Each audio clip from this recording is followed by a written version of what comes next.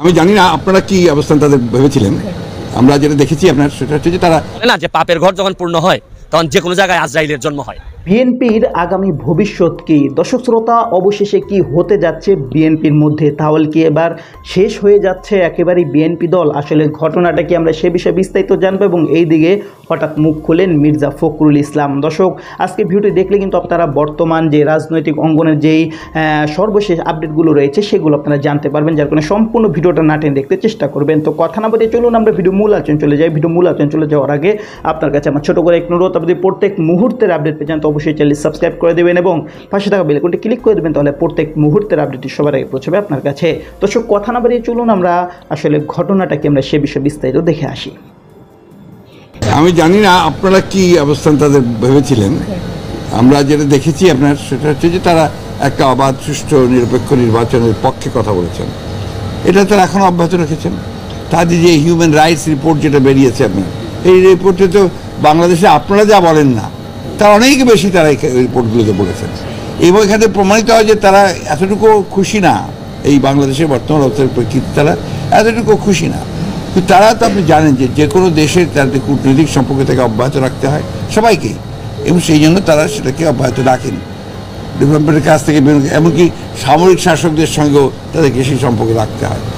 আজকে বাংলাদেশের যে অবস্থাটা, সেই অবস্থার প্রেক্ষিতে তারা তাদের দেশের প্রয়োজনে যেটা উপকারী মনে করছেন সেটা করছেন, কিন্তু তারা কিন্তু বাংলাদেশের জনগণের বিরুদ্ধে গিয়ে করছেন না।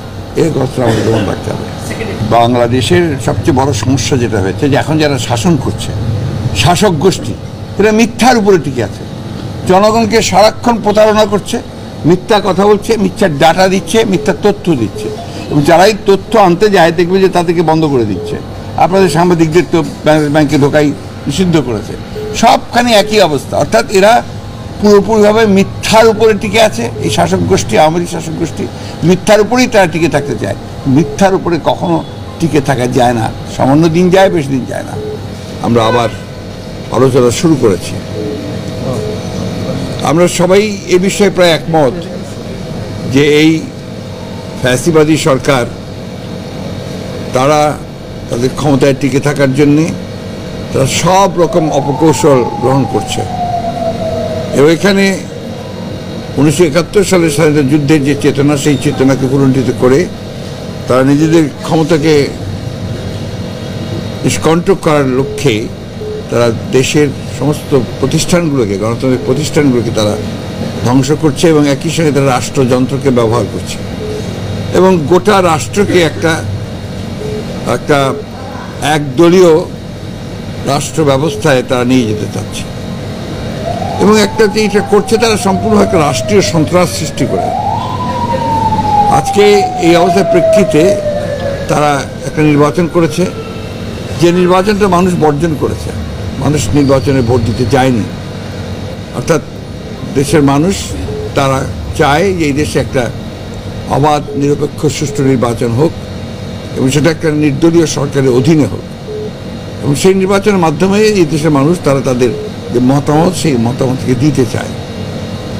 এই জন্যই আমরা রাজনৈতিক দলগুলো আমরা একসাথে হয়ে, 63টি রাজনৈতিক দল আমরা একসাথে হয়ে দেশের মানুষের এই আশা আকাঙ্ক্ষা পূরণ করবার জন্য আমরা দীর্ঘকাল ধরে সংগ্রাম করছি, লড়াই করছি।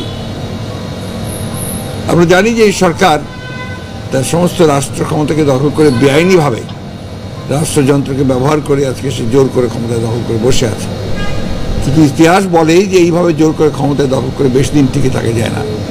কিছুদিন হয়তো টিকে থাকা যায়, মানুষের কষ্ট হয়, তারা করছে এটা অন্যায়ভাবে নির্যাতন, নিপীড়ন, হত্যা, খুন, জখম করে আজকে তারা এই ভয়ে একটা ত্রাসের একটা আবহ সৃষ্টি করেছে, সেটা দিয়ে তারা ক্ষমতায় টিকে থাকতে চায়। আজকে তাদের দুর্নীতি, তাদের অনিয়ম, তাদের স্বজনপ্রীতি এমন একটা জায়গায় গিয়ে পৌঁছেছে যে এখন সবই সচেতন মানুষ যারা আছেন তারা সবাই বলছেন এটা একটা মাফিয়া রাষ্ট্রে পরিণত হয়েছে। এবং এই ক্ষমতাকে টিকিয়ে রাখার জন্য তারা নতুন নতুন নির্বাচনের কৌশল বের করে, দামি ইলেকশন করে, কখনো নিশিরাতের ভোট করে, আগের রাতে ভোট করে দেয়, কখনো 154 জনকে বিনা পর্যন্ত ঘোষণা করে দিয়ে ক্ষমতায় যায়। এই অবস্থায় তারা যাচ্ছে। সেই জন্যই আমরা আবারও এটা আলোচনা বসেছি যে আমাদের এটাকে একটু বিশ্লেষণ করা। তো দর্শক, আপনার ভিডিওটি দেখলেন, ভিডিও দেখে যদি আপনার কোনো মন্তব্য থাকে তাহলে অবশ্যই কমেন্ট বক্সে কমেন্ট আপনার মূল্যবান মন্তব্য জানিয়ে দেবেন। দর্শক, এখন আমরা পরবর্তী আরেকটি ভিডিও দেখব, যেটার দ্বারা আমরা আরও কিছু তথ্য আমরা জানতে পারবো। তো দর্শক, চলুন আমরা সেই ভিডিও বিস্তারিত দেখে আসি। বলে না যে পাপের ঘর যখন পূর্ণ হয় তখন যে কোনো জায়গায় আজরাইলের জন্ম হয়। আপনি মনে করেন যে ওনার জন্য এখন দুদক বা অন্যান্য যারা আমার মনে হইতেছে, আমার মন বলছে যে ওনার পাপের ঘর পূর্ণ হয়েছে, ওনার আর জবাব দেওয়ার জায়গা নাই। He is caught. তোমার 9টা বাড়ি আছে ভাই, তুমি এমপি এই দেশে আর মাল বানাচ্ছ বিদেশে, এগুলা হবে না। শুনেন, আমি বারবার বলি না যে মজা মারে ফজা ভাই, আর আমরা খালি বইটা ভাই। হাজার হাজার নৌকার কর্মীরা বইটা বাইতেছে, আর এই মজা মারতেছে হচ্ছে গিয়ে এই গোলাপের সাহেবের মতো ফজা ভাইরা।